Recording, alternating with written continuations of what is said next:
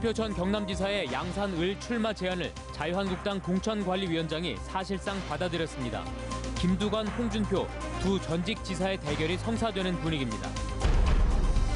국내 조선업계도 코로나19를 막느라 비상입니다. 장기화되면 선박 건조 차질이 우려돼 방역을 강화하고 있습니다. 진주시가 가칭 진주문화재단을 설립하기로 했습니다. 예술계는 큰 틀에서는 동의하지만 반주도화 우려도 제기하고 있습니다. 초등학생과 중학생이 한 학교에서 교육받는 도시형 통합운영학교가 다음 달 양산에 문을 엽니다. 성공적인 모델이 될 수 있을지 취재했습니다. 여러분 안녕하십니까? 뉴스데스크 경남 시작합니다. 자유한국당 경남도당은 허위사실 공표 혐의로 더불어민주당 민홍철 의원을 검찰에 고발했다고 밝혔습니다. 한국당 도당은 민 의원이 최근 의정보고회에서 김해 전국체전 국비예산 확보 내용을 사실과 다르게 부풀려 고발장을 제출했다고 설명했습니다. 민 의원은 총선에서 한국당 후보와 맞설 것으로 예상되는 나에게 피해를 주려는 말꼬리 잡기에 불과하다고 일축했습니다. 경남 민주언론 시민연합은 언론들이 총선 정보를 공정하게 전달하고 편파, 왜곡 보도를 하지 않도록 감시하는 데 주력하겠다고 밝혔습니다. 이를 위해서 오는 17일 전국 언론노조, 한국기자협회 등과 총선 미디어 감시연대를 꾸리며 연중 사업으로 시민 언론 학교를 통해서 시민들이 언론을 감시하도록 하겠다고 덧붙였습니다. 코로나19 때문에 우리 조선업계도 지금 비상입니다. 일부 블록은 중국에서도 만들기 때문에 장기화되지 않기를 바라면서도 직원들이 워낙 많아서 자체 방역도 강화하고 있습니다. 부정석 기자입니다. 공항에서나 볼 법한 열화상 감시 카메라가 조선소에 등장했습니다. 코로나19를 차단하기 위해 카메라 세대가 조선소 내에 설치됐습니다. 출입하는 직원과 외부 방문객 중 체온이 37도가 넘으면 출입이 통제됩니다. TF팀을 구성하여 운영 중이며 임직원 및 회사를 내방하는 모든 인원에 대해 체온 측정 및 개인 증상 유무, 해외 방문 이력 관리 등 확산되는 것을 방지하기 위해 만전을 기하고 있습니다. 방역 활동도 월 1회에서 2회로 확대됐습니다. 또 인원이 많이 모이는 직원 대상 교육을 연기하고 코로나19를 차단하기 위한 예방 홍보도 강화됐습니다. 신종 코로나 바이러스 감염증 사태가 장기화될 경우 국내 선박 건조에도 차질이 우려됩니다. 조선소마다 차이는 있지만 선박 건조 중 15%에서 최대 40% 정도인 메가블록을 중국 공장에서 생산하고 있기 때문입니다. 이번 주부터 중국의 공장들이 가동을 시작했지만 현지 출근 인원이 절반이 안 되는 것으로 알려졌습니다. 또 여전히 일부 공장은 가동이 중단됐습니다. 이 사태가 장기화된다 그러면 우선은 국내에 먼저 들어와서 오버타임을 늘려서 생산할 예정이고요. 그리고 또 가보가 된다면 국내에 있는 업체들과 공유하면서 생산을 하겠습니다.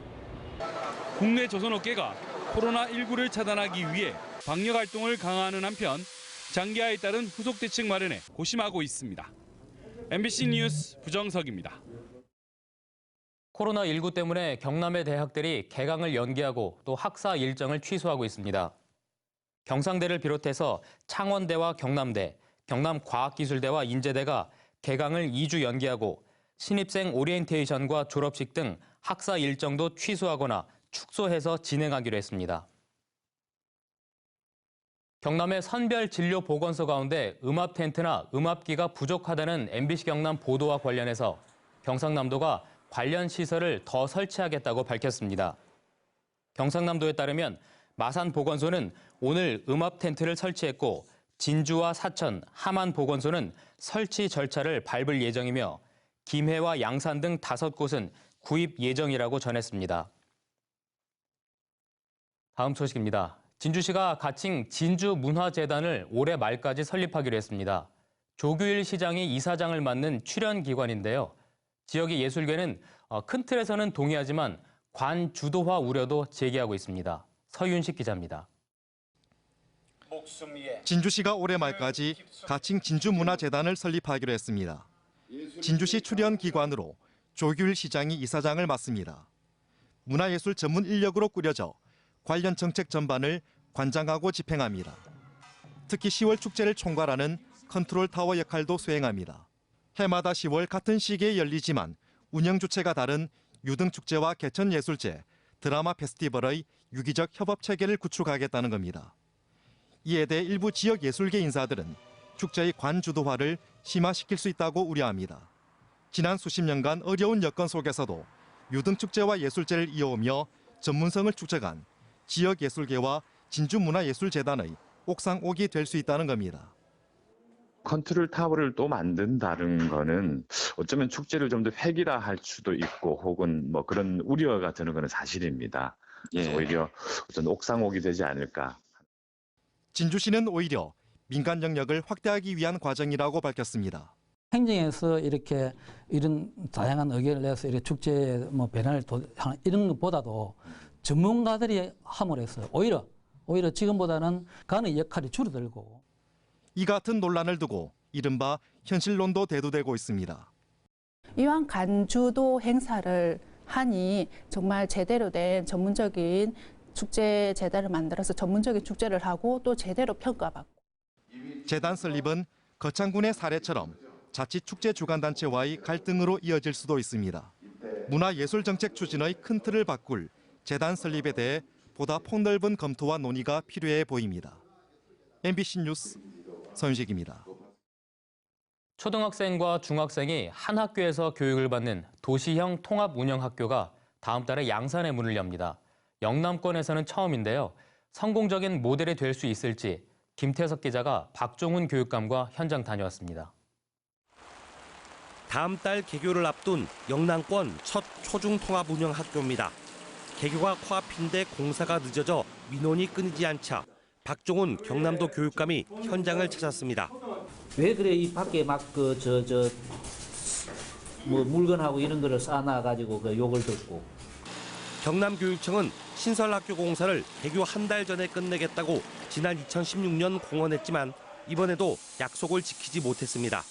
기획에서부터 투자 심사, 설계 이런 과정을 교육부하고 다시 또 협의를 해서 좀 더 여유를 가지고 학교. 전국에서 두 번째, 영남권 최초의 도시형 초중 통합학교이기 때문에 이후 많이 생겨날 통합학교들의 운영에 본보기가 될 것으로 보입니다.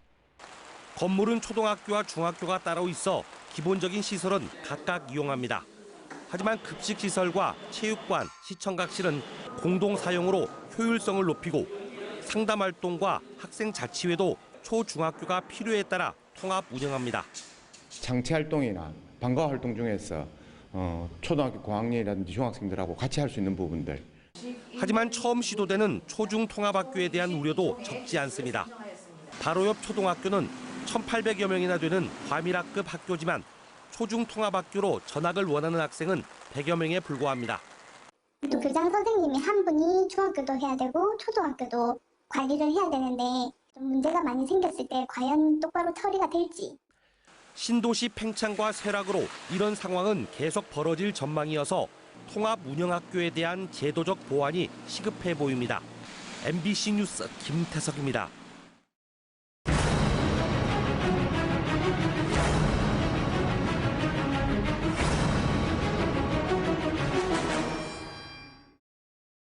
경남교육청은 기간제 교사가 담임이나 보직을 맡지 못하도록 하는 내용의 공립학교 계약제 교원 운영 지침을 이번 학기부터 시행한다고 밝혔습니다. 담임 업무는 기간제 교사 본인이 원하는 경우로 하되 최소 2년 이상 교육 경력과 1년 이상 계약 기간이 남아있을 때로 제한했으며 연구 부장 같은 보직 임용도 금지했습니다.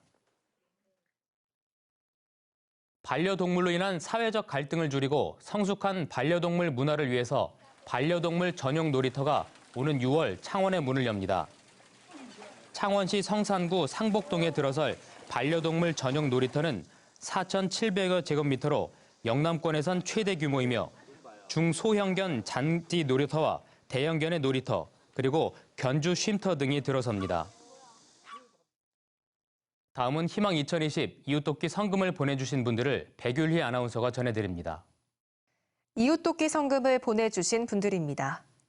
진주 중부농협 임직원들께서 200만 원, 창원시 마산하포구 동성동 새롬아파트 송호달님께서 27만 2,678원, 송가인 팬카페 엄기문님께서 10만 원, 창원시 마산회원구 생명장한의원에서 30만 원, 합천군 청덕면 체육회 사무국장 차재원님께서 5만 원, 경상대학교 직장어린이집 원아와 교직원 일동 77만 570원, 대한노인회 하동군지회 횡천면 분회 경로회장께서 21만 원, 사천시 선구동 통장협의회에서 20만 원, 함양읍 생활개선회 김유님 회장과 회원들께서 20만 원, 진주시 초전 일동아파트 경로당 김덕남 회장과 회원들께서 15만 원, 사천시 삼천포 버룡동 강경호님께서 10만 원, 사천시 선구동 팔동 주민 10만 원, 거제시 능포동 옥수경로당에서 10만 원,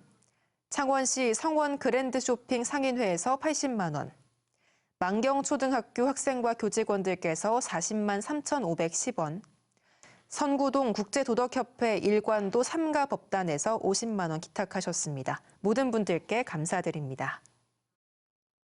금속노조 경남지부는 오늘 경남도청에서 기자회견을 열고 정부는 근로기준법에 질병 유급 휴가 제도를 법제화해야 한다고 주장했습니다. 이들은 노동조합이 없는 노동자들은 격리가 될 경우 당장 생계 걱정을 해야 한다면서 노동자와 관련한 업무 외의 질병에 대해서도 노동자가 생계 보장을 받을 수 있는 법을 만들어야 한다고 덧붙였습니다. 한국남동발전이 코로나19 예방을 위해서 진주와 삼천포 등 5개 발전소 주변 취약계층에게 마스크와 손 소독제 등 물품을 지원하기로 했습니다. 이를 위해서 한국남동발전은 상대적으로 면역력이 약한 지역 아동과 어르신, 복지시설 등에 물품이 지원될 수 있도록 전국 재해구호협회와 지역사회에 2천만 원을 기탁할 예정입니다. 네, 뉴스를 마칩니다. 시청해주신 여러분 고맙습니다.